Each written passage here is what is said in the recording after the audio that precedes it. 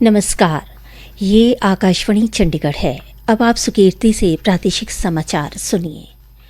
भारत ने विदेशी अंशदान विनियमन संशोधन विधेयक पर अमेरिका के सांसद की आपत्तियों को खारिज कर दिया है। नई दिल्ली में विदेश मंत्रालय के प्रवक्ता रणधीर जायसवाल ने कहा है कि यह देश का आंतरिक विधायी मामला है और इस पर निर्णय संसद करती है। उन्होंने कहा कि अमेरिका सहित कई देशों में भी विदेशी धन के प्रवाह को नियंत्रित करने के लिए कानून लागू है। भारतीय जहाजों और नाविकों की सुरक्षा के संबंध में श्री जायसवाल ने कहा कि भारत खाड़ी क्षेत्र में स्थित भारतीय मिशन संबंधित देशों के नौवहन मंत्रालयों और समुद्री प्राधिकरणों के साथ लगातार संपर्क में है। भारत ने सभी पक्षों से नागरिक बुनियादी ढांचा, जहाजों और नाविकों को निशाना नहीं बनाने की भी अपील की है। उन्होंने कहा कि सहायता की आवश्यकता वाले लोगों के लिए 24 घंटे हेल्पलाइन संचालित की जा रही है। पाकिस्तान, तुर्की और सऊदी अरब के बीच हुए रक्षा समझौते पर श्री जायसवाल ने कहा कि भारत इस घटनाक्रम पर नजर रखे हुए है। पाकिस्तान और सोमालिया के बीच हाल में हुए रक्षा समझौते पर उन्होंने कहा कि भारत इन घटनाक्रमों पर लगातार नजर बनाए हुए है। कुरुक्षेत्र में 10 अगस्त को तिरंगा यात्रा निकाली जाएगी। पूर्व राज्य मंत्री सुभाष सोधा ने आज कुरुक्षेत्र में बताया कि मुख्यमंत्री नायब सैनी भी इस तिरंगा यात्रा में शामिल होंगे। यात्रा शाम 3 बजे पूजा मॉडल स्कूल से शुरू होकर शहीद स्मारक पर संपन्न होगी। श्री सुभाष सोधा ने शहरवासियों से अपील की कि वे अधिक से अधिक संख्या में तिरंगा यात्रा में शामिल होकर देश के वीर शहीदों को श्रद्धांजलि अर्पित करें। ये तिरंगा यात्रा दिल को छूने वाली यात्रा होगी। प्रदेश के मुख्यमंत्री आदरणीय श्री नायब सिंह सैनी ठीक 3 बजे तिरंगा यात्रा शुभारंभ करेंगे। हजारों की तादाद में लोग उसके अंदर आएंगे। कुरुक्षेत्र के निवासियों से अपील करूंगा कि देश के हितों के लिए आप सब तिरंगा यात्रा में आए। स्वतंत्रता दिवस के उपलक्ष्य में पलवल जिले में 9 से 17 अगस्त तक हर घर तिरंगा अभियान और 14 अगस्त को विभाजन विभीषिका स्मृति दिवस व्यापक स्तर पर मनाया जाएगा।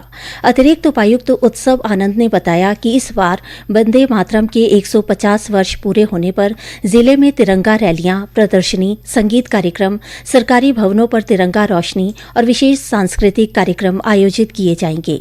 साथ ही स्कूलों और कॉलेजों के विद्यार्थियों को 15 सितंबर तक चलने वाली राष्ट्रीय ऑनलाइन क्विज में भाग लेने के लिए प्रेरित किया जाएगा। श्री उत्सव आनंद ने आम नागरिकों सहित जिला के सभी अधिकारियों और कर्मचारियों से हर घर तिरंगा अभियान में प्रतिभागिता करते हुए सेल्फी अपलोड करने का आह्वान किया है। हरियाणा के ऊर्जा, परिवहन एवं श्रम मंत्री अनिल विज ने कहा है कि हरियाणा में बिजली यूनियन द्वारा 11 से 13 अगस्त तक की जाने वाली हड़ताल को लेकर उनके साथ बातचीत जारी है और उन्हें पूरा विश्वास है कि बिजली कर्मचारियों को हड़ताल पर न जाने के लिए मना लिया जाएगा। पत्रकारों से बातचीत में श्री विज ने कहा कि गत दिनों बिजली कर्मचारियों की बिजली विभाग के विभिन्न संगठनों को बातचीत के लिए बुलाया गया था। मुख्य तौर पर उनकी 3 मांगें थीं, जिनमें पहली बिजली वितरण का समांतर लाइसेंस देकर निजीकरण न करने को लेकर थी। उन्हें बताया गया था कि यह मामला हरियाणा विद्युत नियामक आयोग में आया है और वह एक स्वायत्त संस्था है जो बिजली विभाग के तहत काम नहीं करती।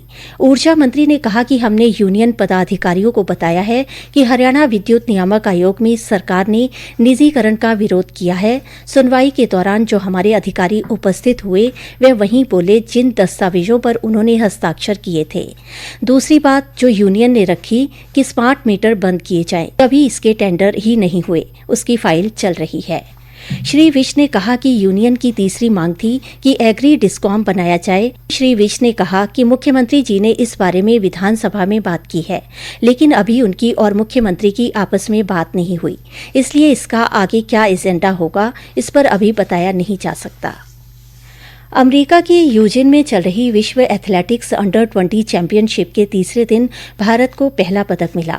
पुरुषों की भाला फेंक स्पर्धा में आशीष यादव ने रजत पदक अपने नाम किया।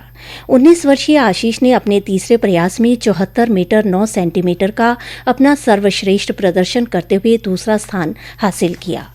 इसी के साथ ही प्रादेशिक समाचार समाप्त हुए।